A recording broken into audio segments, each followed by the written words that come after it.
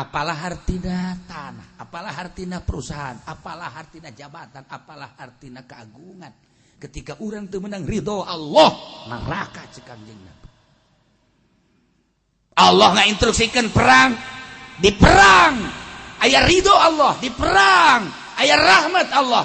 Sehingga jelema anu siap untuk perang ditinggal bakal dikucuran ridho Allah. Can datang ke medan perang paeh ridho Allah geus jangsang di jana deuleu di sorga. Masya Allah, kobaran ajakan perang Kanjeng Nabi seperti eta. Hiji-hijina anu kudu diperhitungkeun adalah pamajikan. Ketika pamajikan ngahalangan perang, pamajikan setan cek Kanjeng Nabi. Hiji-hijina pamajikan anu biasa osok ngomongan membisiki, ulah ka, paeh ka, modar ka, pamajikan jurig ka manu kos kitu mah. Tinggalkeun. Oh, sia maka dinya bae kan. Lain dek perang geus sia meninggalkeun bae. Majikan boro-boro dek perang dek ngaji bae ka dek mana? Ngaji hujan ka. Ya tuh hujan maka ajeun lain gitu besi gering ka. Itu emang gering kan? Oh, tupan kula anu kekepan ka. Ieu mah pamajikan. Jadi perhitungkeun ku Kanjeng Nabi. Pamajikan anu ngahalangan kana berjalanna perang, laporkeun cek Kanjeng Nabi. Masyaallah karim. Nu mantak Imam Junaidil Baghdadi, Tuan Syekh Abdul Qadir Al-Jailani dalam rangka nyaritakeun jihadun nafsi. Hiji nu paling berat adalah pamajikan. Imam Junaid Baghdadi dina kitabna, Tuan Syekh Abdul Qadir dina kitabna, Syekh Syiri Sikti dina kitabna. Hiji, ketika orang jihadun nafsi hanya pamajikan nu ngahalangan. Bapak urang teu pernah, bapak kolot urang komo nu geus eueuh, anak urang kumaha urang dan lain-lain sebagainya. Komo teu mah babaturan mah tatangga-tatangga teu ngalingseuh ka urang. Tapi pamajikan urang nu ngahalangan, urang dek tahajud kadang nyana Noel. Kan gitu kan pamajikan teh. Nah, urang dek di masjid bae, kan pamajikan kadang-kadang. Si bapak aya di masjid, emang kunaon nyana di masjid bae. Ya mah keur zikir lah, tuh jadi imah ge bisa zikir mah. Pamajikan nu ngahalangan. Ketika urang dek ngaji, lah kakak kuari mah jadi loba ngaji, cek jana teh apa minggu atuh mantek naon ka puncak sekali-kali atuh Pak. Jangan ngaji mah tuh osok iya pamajikan setan eta sebenarnya mah. Ya Allah, kula mah nyaritakeun teh bener di kitab ieu make dibacakeun ku kula kitab mah. Siapa pajarosnya nyawanan aing meureun nya. Suuzon sia ka aing. Ya Allah, ya Rabbi ngan teu dibacakeun ku kula kitab. Da aya sejarahna aya. Barang ku kula dibaca masyaallah regana. Loba jelema nu deuk usul ilallah, deuk jadi wali gara-gara pamajikanana anu teu sejalan akhirna berat ka pamajikan. Bismillahirrahmanirrahim. Kanjeng di Madinah sakumaha kamari bahwa Kanjeng diinstruksikan perang, mulai kamari perang Badar. Geus pohara. Lanjutna urusan peperangan ketika Kanjeng di Madinatul Munawwarah. Instruksi ti Gusti Allah, ya ayyuhan nabi. Istimewa Gusti Allah menghargai Kanjeng Nabi. Teu pernah ngucapkeun ya Muhammadu, teu pernah ngucapkeun ya Ahmadu dina Al-Qur'an, teu pernah ngucapkeun ya Yasin, teu pernah ngucapkeun ya Toha, teu pernah ngucapkeun ya Mudatsir, teu pernah ngucapkeun ya Muzammil, teu pernah ya Muhammad. Tetapi sangat sopan santun Kanjeng dengan bahasa ya ayyuhan nabi. Masya Allah. Urangnya lamun make akhlak-akhlak Gusti Allah ka manusia meureun ngeunaheun. Bapak Presiden yang mulia. Urang lain pan, Bapak Jendol ka mana? Bagus kan togos kitu naona. Ye, ulah tuh. geus bae Bapak Presiden yang mulia, Bapak Menteri yang mulia. Kan geuna aturan korupsi jadi henteu, aturan letik jadi gede. Bapak Gubernur, Bapak Bupati, kan geuna urang lain. Bapak Kiai yang mulia kan geunaheun kadangena. Al-alim al-alama Kiai Haji Sufendi kan geunaheun. Maksudna tiis gitu. Dulur sadaya alhamdulillah aya kieu urang Mang Pendi.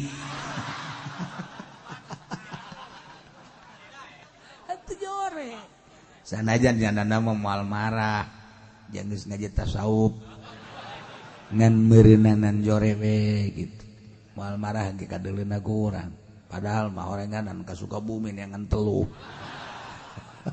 Leuwih parah tah ngomong teu nyawa darder bes imbeldu. Kajahoan Mang Haji emang ieu naon ngaranna luh kula. Ieu atuh sanuna lu eta sing beledug kitu. Ieu teh batur kula mah ngan meuli doang. Ieu tolol. Emang gara-gara naon sih atuh sopan ka aing. Di Pejemon aing disebut Mang Pendi Kiai atuh. Oh, ku sebab sakitu doang. Atuh kula hampura tah ada maaf bagimu. Ampun. Ayo.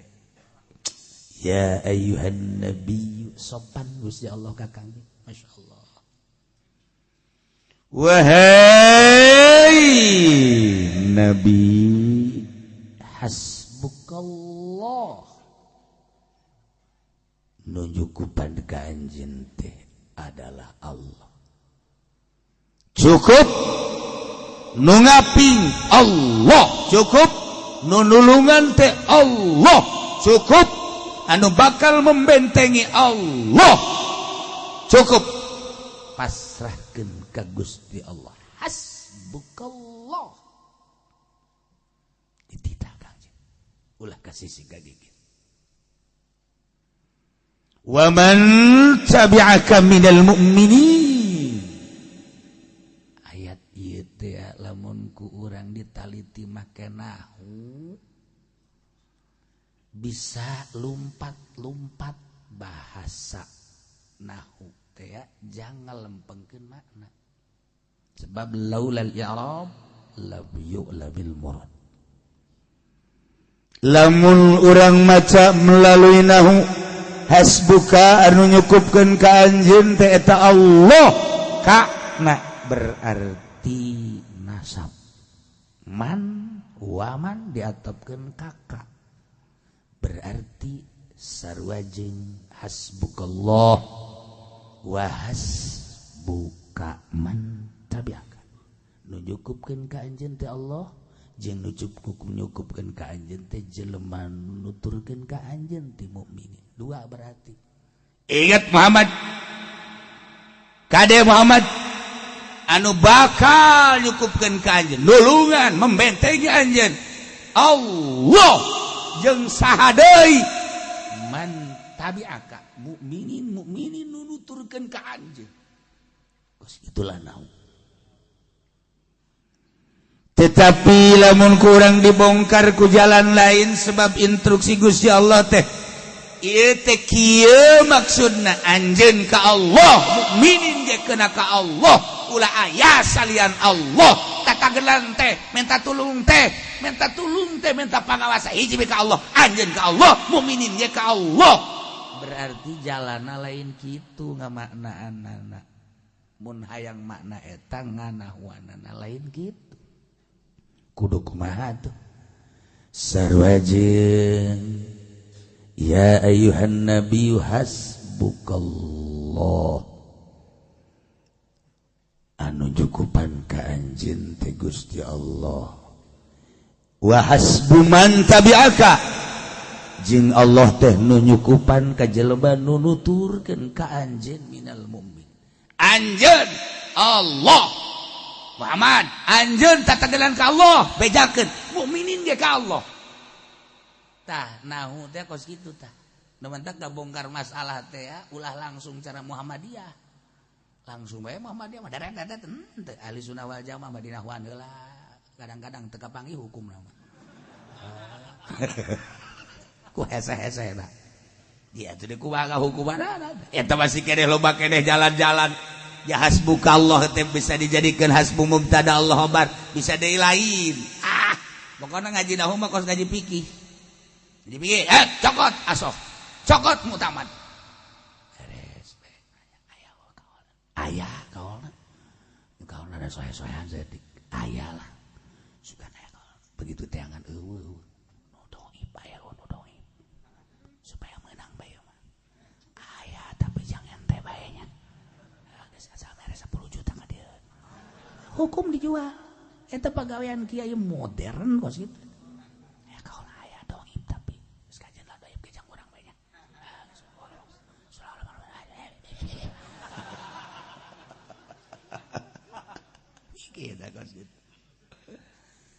tapi orang makuari teh kerjaritakeun urayan Imam Jalaluddin Suyuti teh sambarangan orenganan di tafsiran ya ayuhan nabiyyu hasbukallah di tafsiran deui wa hasbuka man tabi'aka minal mu'minin aya nu ngararaji makan manteng oh jah coba nu teu mondok mantak rugi mau bodoh datang ke pae ngaji atuh di amil abe ditanya amil aya sabaraha di lembur mah hiji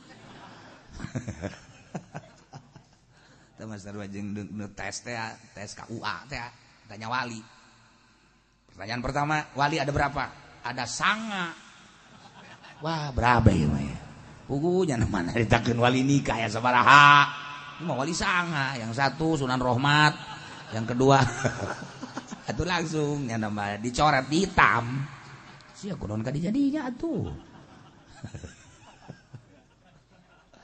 teu beres nah ieu jadi nama anak-anak ieu mah sareng awal Muhammad ulah cam saya minta tulung ka Gusti Allah hanya Allah anu nyukupan ka anjeun nu nulungan nu ngapentengan ka anjeun Muhammad jeung deui hanya mukminin nu dukung ka anjeun nu nurut ka anjeun tos kitu sebab di dieu di tafsiran hasbukallah wa hasbuka man tabi'aka man ittaba'aka minal mu'minin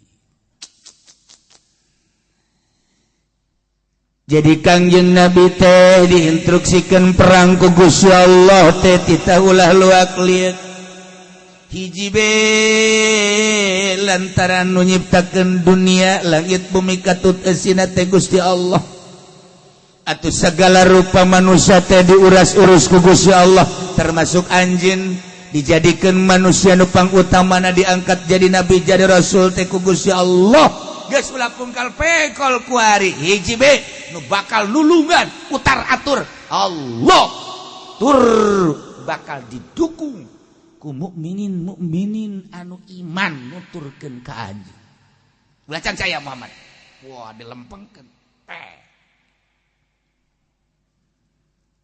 urang lamun ningali kajadian ku hari teh okos anu lain nang Allah berita-berita teh sebab ku hari teh berita kejadian alam ilmiah berita kejadian alam ilmiah Allah na teu pernah disinggung saeutik-eutik acan padahal mayoritas Islam di urang kejadian angin beliun hanya diuji diteropong secara ilmiah kejadian gempa boleh-boleh sajalah tetapi Allah na selapkeun atuh eueuh we sama sakali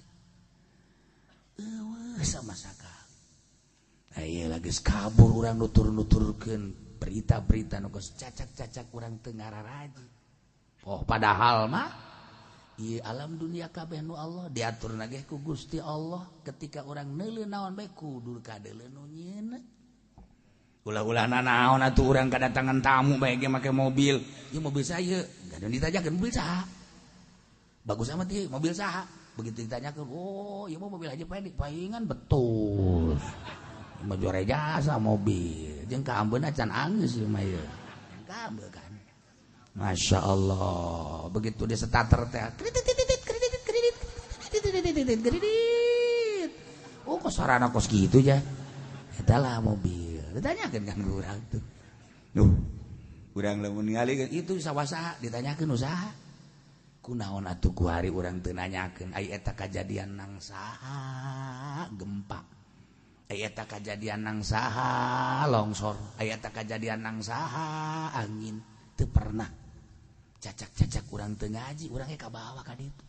Kadea urang mah nyana urang mah urang bae. Urang mah sok nanyakeun aya itu anak saha geulis amat tuh kan, ai kanu geulis mah.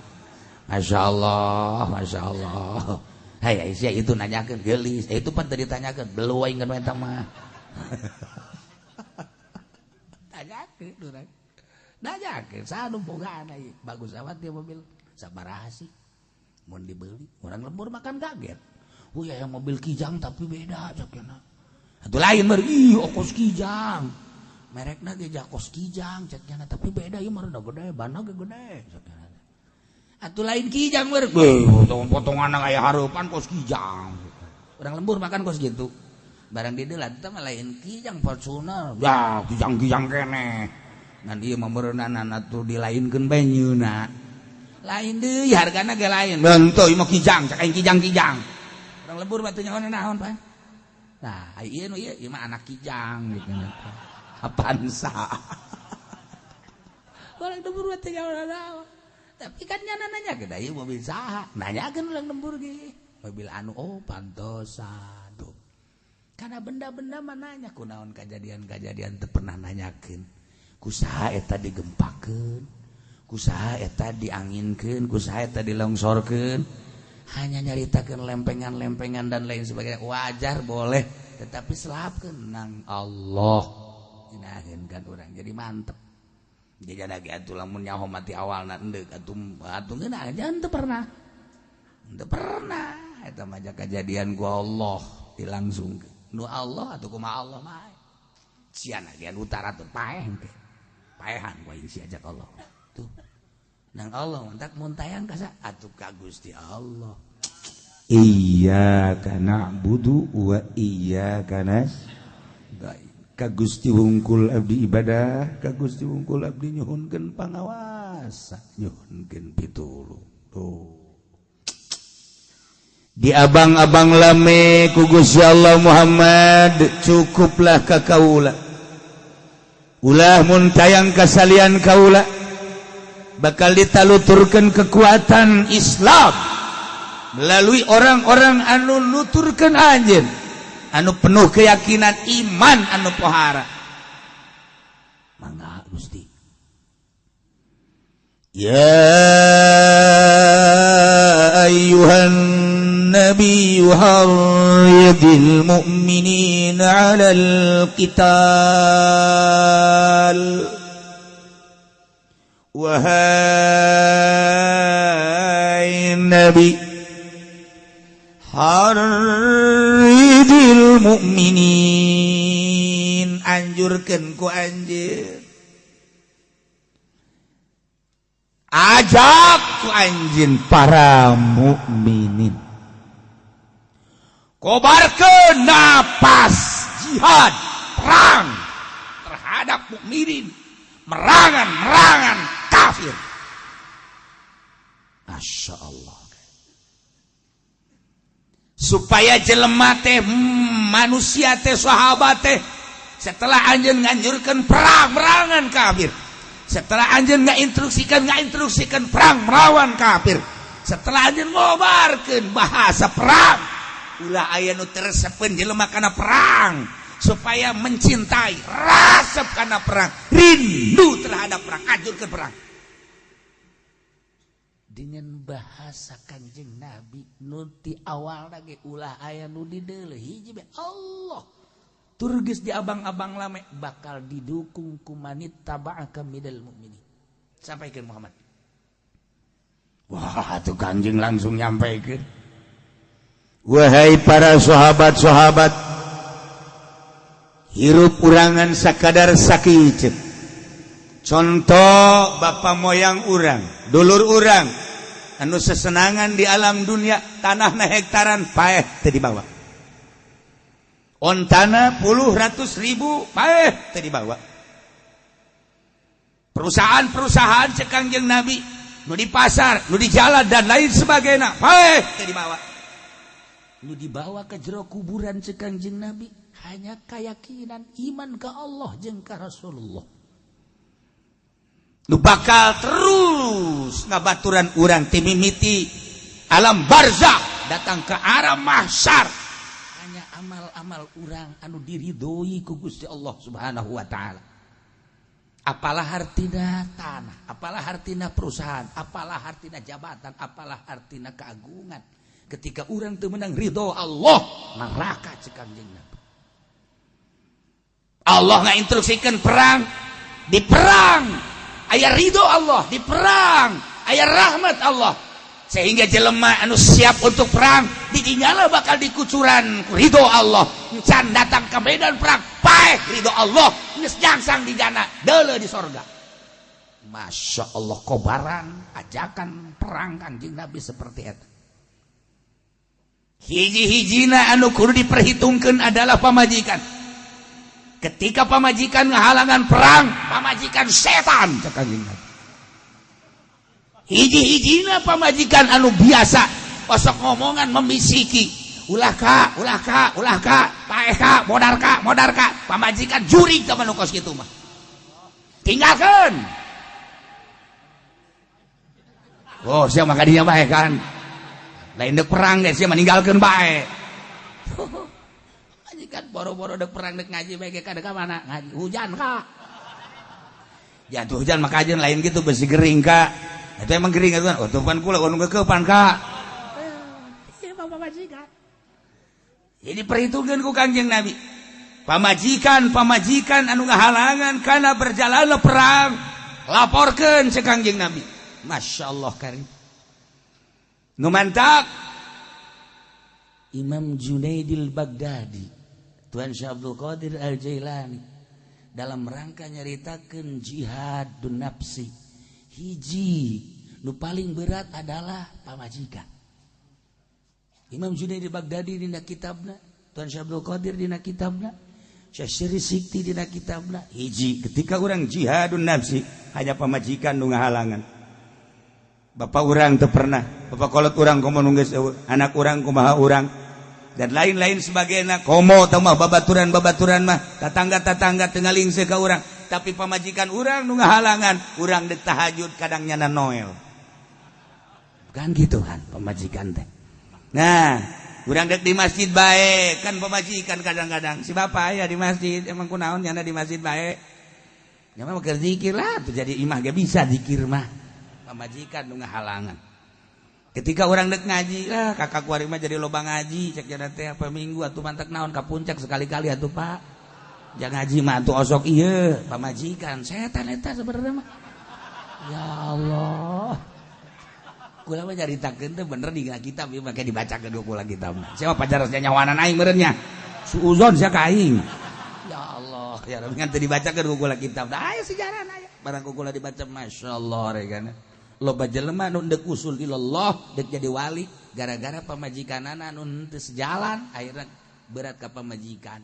Usulnya naga Allah perhitungkan pamajikan urang neangan pamajikan sing hade kajen gelis pinter nurut gitu bae geus daripada nu jore salila hirup urang kesel pan nyajornya teu nurut puyeng nya saimah bae urang neuleus sia deui aduh ya Allah masyaallah mantap lamun aya jalma lalaki geus berani nyandung, ieu mah pejuang bener-bener. Lain lalagaan tong bener. Enggeus pokona mah kumaha aing bae. Di akhiratna ge nya pejuang ke. Lamun adil atuh ka sorga perjuangan, lamun teu adil atuh ka ditu kaduh hiji deui.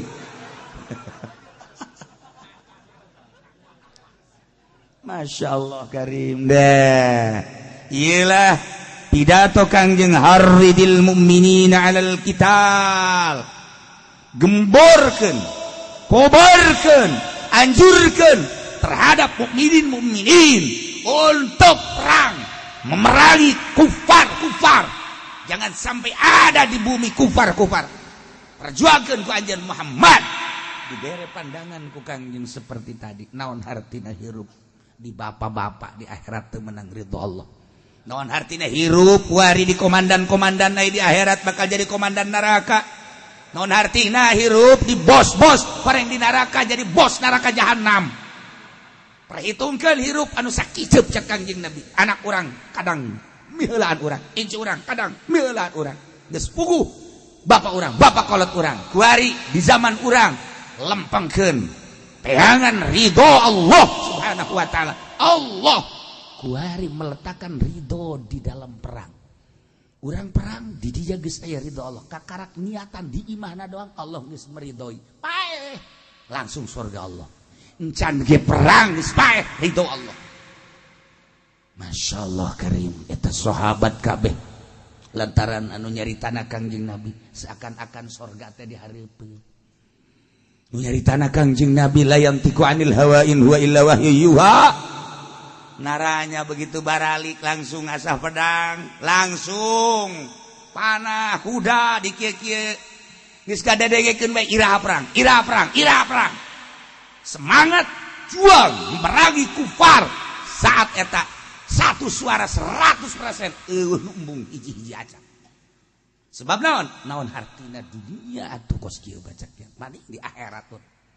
Urang senang cek Kangjeng Nabi adi alam dunia, mungkin jadi bos, mungkin jadi komandan, mungkin urang jadi penghulu, jadi pembesar. Sabaraha tahun sihirup di alam dunia cek Kangjeng Nabi 10, 20, 50 tahun. Ujung-ujungna ditinggalkan jadi siksa. Tapi urang engke di akhirat ketika menang ridho Allah Subhanahu wa taala. Jadi naon urang hirup di alam dunia, mungkin petani, mungkin pedagang, mungkin bae urang teh kitu jadi pemerintah gawe tah mah, tetapi urang selalu dengan ridho Allah. Ketika instruksi perang urang siap perang. Surga Allah terbuka lawang dek jalan mana.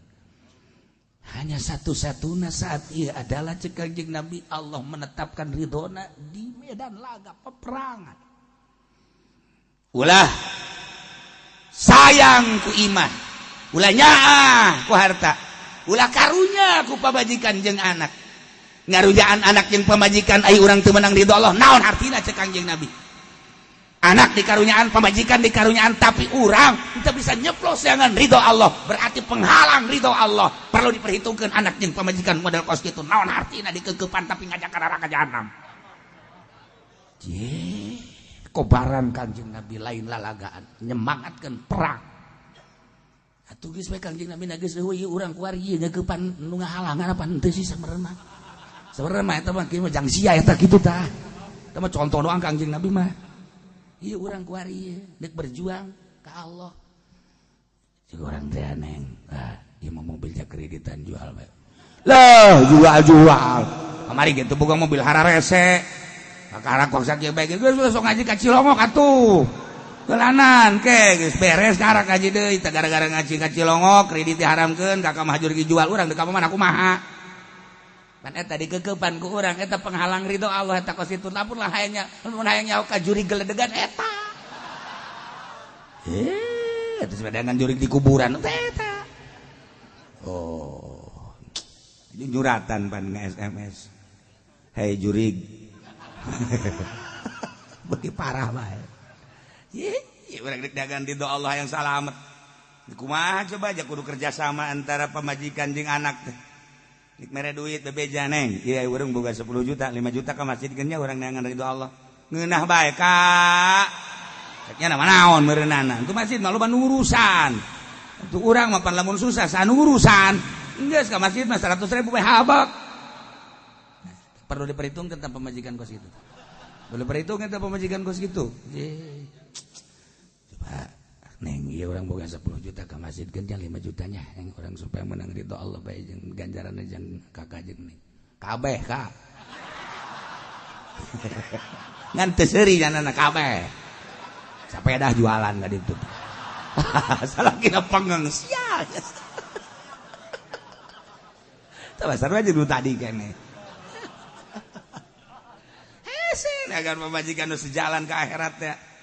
Kadanan nyana Noel maka itu keur ngabangun emang kakak geus nyumbang jincan aja emang kunaon teh nyumbang atuh pandawa duit atuh nu kula bae pake masyaallah asana tiis es tiis leuwih tiis tibatan es ngenaheun jasa pada tak kos kitu ya Allah ya Rabbi masyaallah ini nikmat perasaan Kak itu kan bebersihkan di masjid ai kakak penting milu ya teu kunaon teh milu bae sehat maka ditu kata bari bawa kopi taroko tak kada Allah kari mata pemajikan teh mah ulah ditinggal ulah dicandung teh kos kitu mah geus teh mah maningan waduh masyaallah pahar aja paling neangan kos kitu deui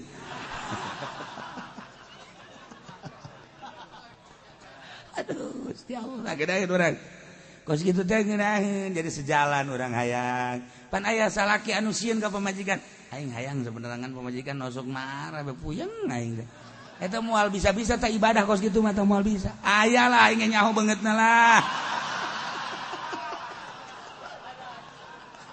aduh Gusti Allah deuk sedekah bae kudu kahalangan pohara amat teh pamajikan ya Allah ya Rabbi Gusti Allah Kak, pan itu geus tongtrong di masjid pan can ka itu geus bedug can berjamaah pan ka itu biasana kakak sok berjamaah. Dieu nya nu neng aja nya hadena ge dielingan. Neng geus salat atuh kula geus beres geus naon masyaallah. Ngene ge tah eta ngelingan ngaranna kan. Geunah gitu. Ka urangna deuk berangkat deuk henteu kan jana ngelingan gitu. Kak, kakak deuk ka mana? Deuk ka masjid. Enak naon tuh berjamaah. Waduh, baru ini ya.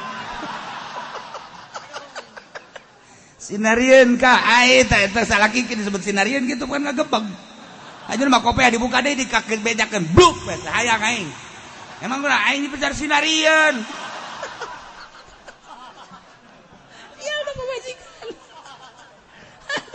dan ngaroko we di nya Pak jadi pemajikan ge emang nyahueun ieu play be di sisieunana heula kalau ulah sok wakang ngamitian ka masjid ga ieu pemajikan teu beres ya kos dia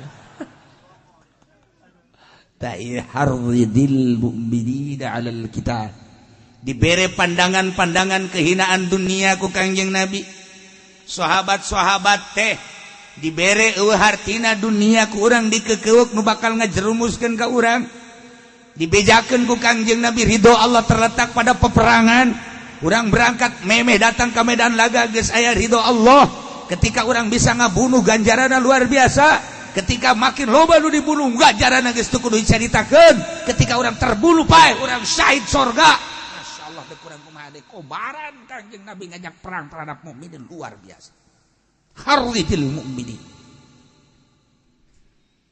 iyyakum minkum 'ishruna sabiruna yaglibu mi'atain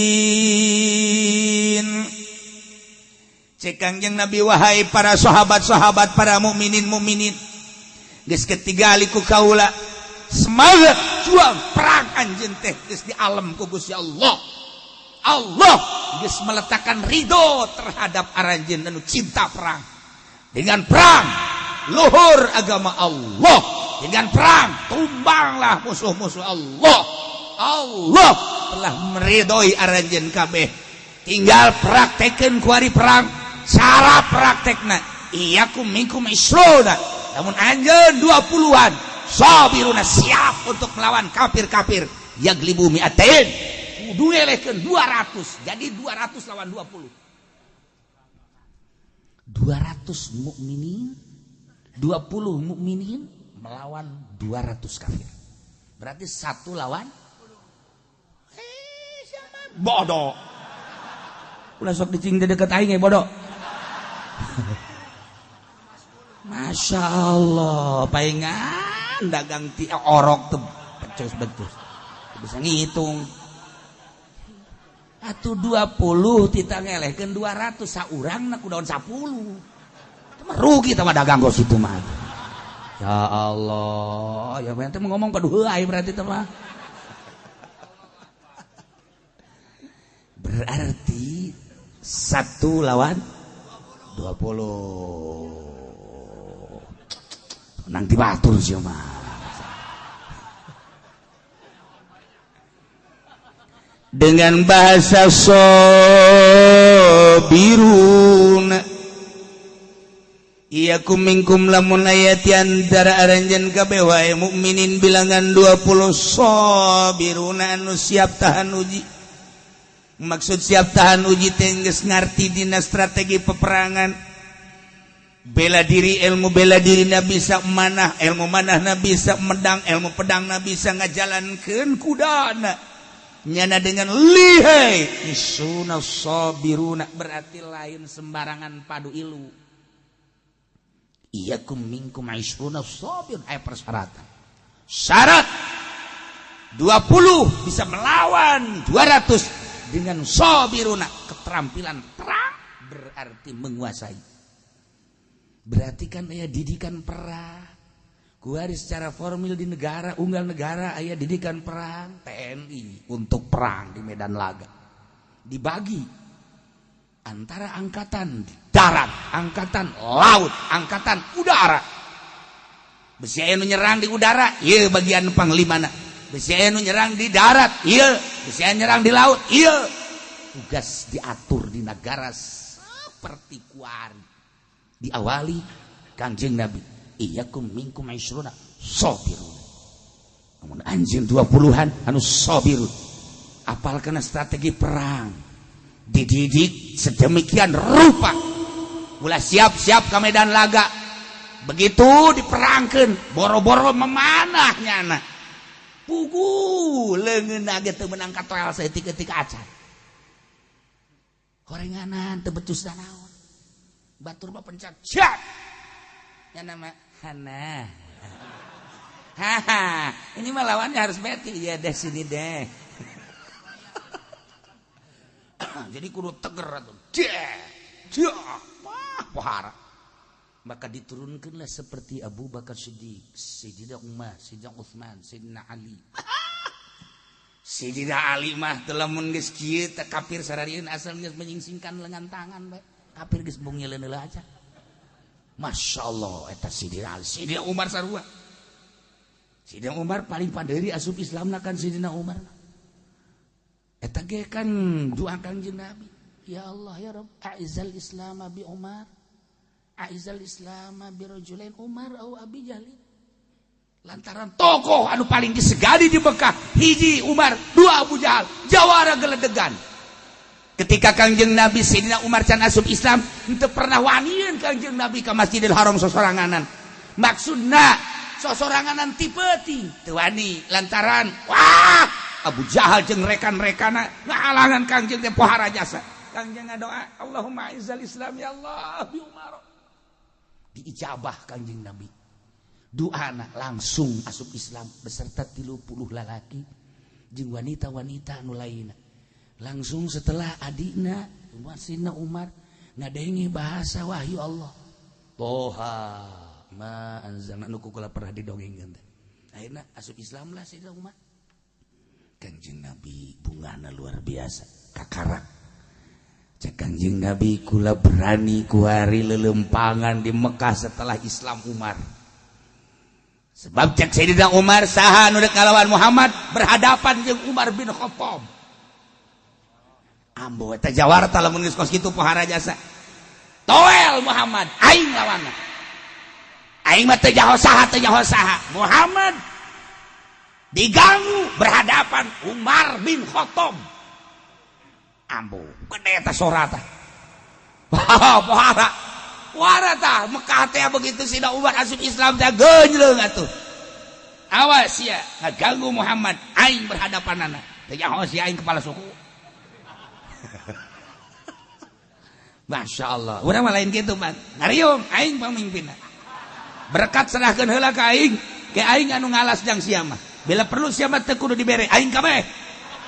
Urang mah aya berani kos kitu. Aya jelema lagi kuari. Duh eta mah garong berdasi. Ieu mah garong bersorban. Masya Allah Sayyidina Umar pohara jasa. Lah Abu Jahal kalabakan Sayyidina Umar asup Islam. Si Umar kunaon teh si budak. Perhitunganna deet amat aing batur si Abu Jahal. Aing pan waduh nyana mah nyaho sorangan. Ngariungekan kudu aya opata do hiji ya. Masya Allah jang gantina saha cek nya nu ngajalankeun balak gendap aduh.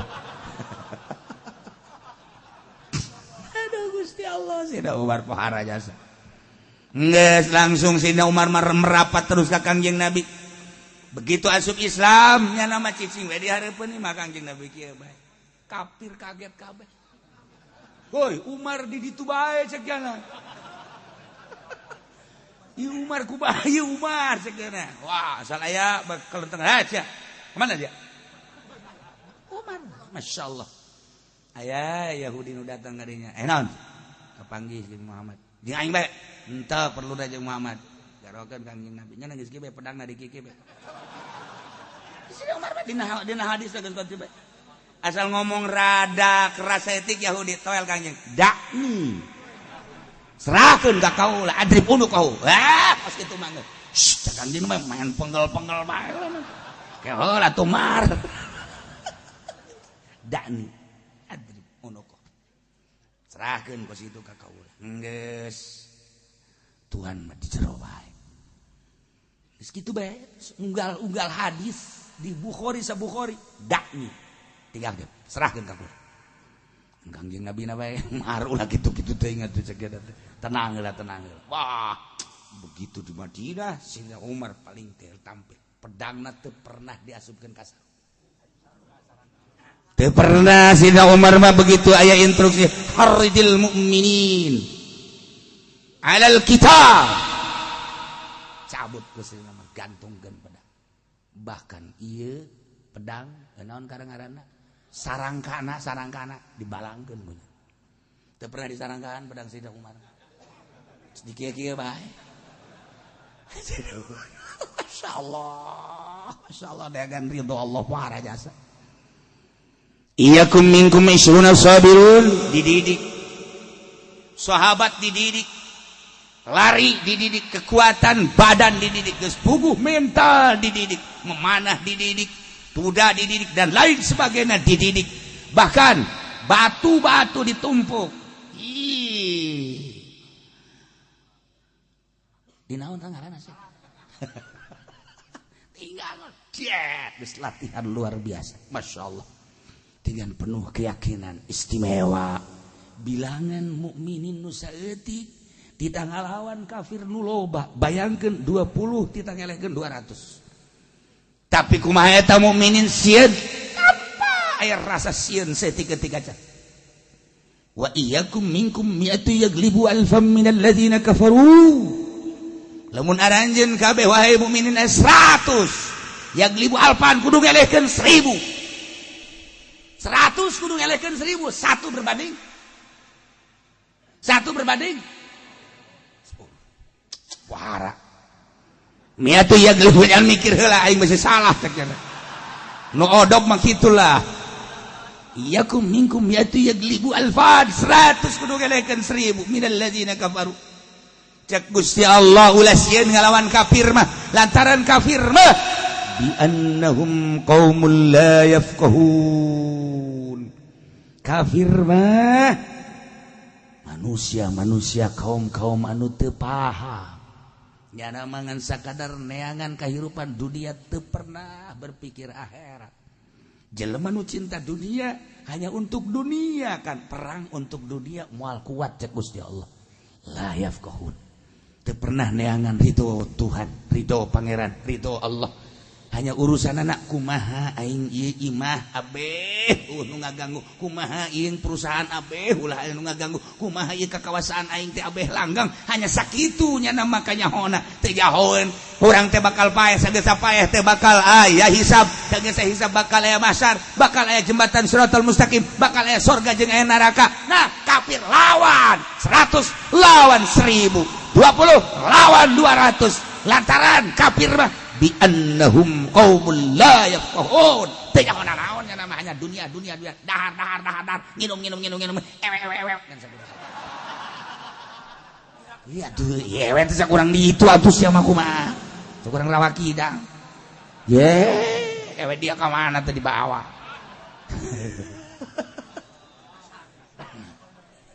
masyaallah nah iyalah kafir bi annahum qaumul la yafqahun ieu bahasa Al-Qur'an anu tadi teh ya ayuhan nabi iyakum minkum musabirun lamun ditilik make bahasa ma'ani ilmu bilagah ieu teh ngaranna khobar tapi bimanal amri nus kieu ngaranna majaz geus atuh khobar mah khobar bae tapi bimanal liuqatilil laisuna minkum al miatain 20 kudu ngalawan 200 100 kudu ngalawan 1000 wis itu lahu awas ulah dirubah tetapkan di jero hati kaum mukminin dengan bahasa sabiruna berarti kudu menghadapi kaum kafir dengan penuh keistimewaan permainan perang. Eueuh deui nu diulik sapopoe teh kan sakudar dengan saukur ilmu perang. Masyaallah. Asal Kangjeng Nabi henteu ngainstruksikeun perang bae ngaharewas. Iraha perang. Ketika aya sahabat nu balik teu paeh ceuriknya. Ketika perang haju henteu maot hirup bae masyaallah merenungnya kunaon aing teu dipaehan lantaran kabita jasa ku syahidna sebab jelema nu syahid ulah dipandian getihna bungkus pakaianna eta keneh berangkatkeun ka kuburan cek Kangjeng Nabi nu bakal hudang pangheulana engke jaga di mahsyar jelema-jelema syuhada nu matu syahid seungit kabehan kasengitan kabeh nanya ai teh seungit jasa saha eta lah nu maot di medan laga nu teu dipandian deui getihna kaambeul eueuh tibatan misi melompong ke sorga rombongan syuhada kabeh gajerit jelema Gusti hayang amat balik deui ka dunia dekaron cek malaikat sia jeung hayang ka dunia segala deuk hidup lain abdi mah kabita eta ku seungitna jasa jeung itu ngolowong jasa sorga langsung ulah halang keur ieu lain kuari emang nyampaikeun hayang mah aya ngan kurang percaya bol sia cek malaikat deuleuh tuh lawang sia itu mah seuneu eta lawang sia masyaallah di kumaha coba ulah-ulah bebedan laga orang mah berjuang ngaji bae ge kuari teh apaan waduh ieu teh lang berjuang lain berjuang leuleutikkan ieu ngaji ka dieu bodoh tutap titipna ge salembur ieu ngaji masyaallah kan perjuangan urang mai perang mah tunggal pimanangeun jasa terteu ge teu boga nu bisa seimbang jeung perang bae mana perang teh perang ngaji ieu perang keneh ngaran neangan ilmu Allah nu murni ulah aya muatan-muatan nu murni perang nah ieu mujahid fisabilillah nah kabelah dituna hudang tipe 3 teh perang loba nu ngagolepek teh ge sarua loba nu ngagolepek aduh jawara 3 jawara kumis tinggal kumis janggot tinggal jenggot hudang jam 2 anggal sini eta kumis kuncup kumis rek musuh eta masyaallah karim cek hatena mangke bae jam 3 atuh 12 tinggal isuk-isuk cak angel baru tahu ya eleh urang perang aya urang tuh masjid keur dibangun perang naon hartina ieu dunia dicekelan ku aing itu masjid keur dibangun ngajakan ka Gusti Allah ieu ku urang dicekelan paling diajak memewahan urang ku duit urang perhitungkan perang antara mere jeung henteu menangan mana teh cak hate sia ayo nu geus di lembur menangan mana teu kudu dibacakeun ku aing ayo sia ke di akhirat da kaduhung jasa Gusti balikeun deui abdi kunaon emang cak malaikat sia yang balik deui aing deuk nyumbang ka masjid oplos sia teu ngadenge baheula pengajian di Cilongok ngadenge ngan bari leng-lengan cekeuna teh hubungan dia sama cak malaikat makana dengekeun ku dia nah, sekali mah tuh lawang dia ke mana? Tama jahanam eta jang dia. Lagi itu malaikat tidak ada maaf bagimu. Oh, si malaikat marah jasa. Tai. Bi annahum qaumul la yafqahun. Ayat perang ieu teh ternyata horeng ka dieuna mah lain deui lantaran ditingali kalobaan mukminin nu arasuk Islam ti berbagai penjuru. Geus puguh sahabat Ansor jeung sahabat Muhajirin anu terus berdatangan ti Mekah ka Madinah teh. Hajuku hari Madaratang ti mancanagara ti Habsya ti Turki ti Yaman ti Pakistan ti India ti Mesir ti Yordania Syria Maghrib umat mukminin di Madinah teh menumpuk untuk melawan kafir-kafir maka diturunkeun deui ku Gusti Allah bilangan ulah 20 lawan 200 ulah 100 lawan 1000 kuarima ku Gusti Allah teh diminimaliskeun satu mukmin lawan sabaraha iyalah ayat selanjutnya al-ana khaffafallahu ankum wallahu a'lam bissawab.